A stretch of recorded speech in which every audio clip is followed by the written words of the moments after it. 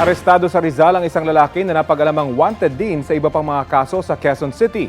Sa hiwalay na operasyon, nahuli rin ang isa pang lalaking wanted para sa estafa at pagnanakaw. Balita hatid ni James Agustin. Iinquesta ng pulisya ang 39 anyos sa lalaki matapos mahuli sa reklamong pagnanakaw sa Quezon City. Pero bago pa mangyari yan, sinilbihan din siya ng mga warrant of arrest sa mga operatiba ng masambong pulis para naman sa mga kasong estafa, 2 counts ng theft. Na-find out ng ating mga warrant personnel na ito pong tao na naaresto ng station po ng QCPD is the same person na hinahanap namin. Ikapito sa most wanted persons list ng pulisya ang lalaki. Ayon sa QCPD mula 2015 ay 7 beses na siyang nasampa ng iba't ibang kaso.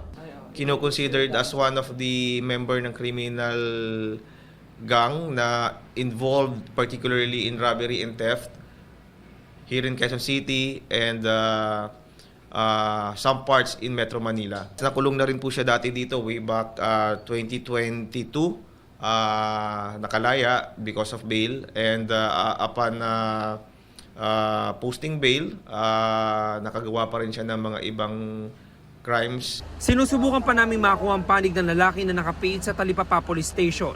Sa Binangon ng City Jail naman isinilbi ng masambong pulis ang warrant laban sa 22 anyos sa lalaki.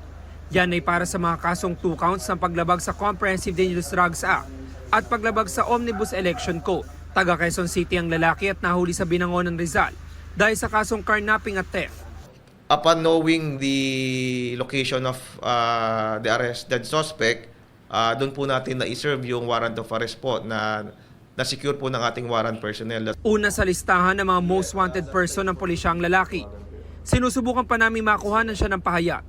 James Agustin, nagbabalita para sa GMA Integrated News. Kapuso, alamin ang maiinit na balita. Bisitahin at mag-subscribe sa GMA Integrated News sa YouTube.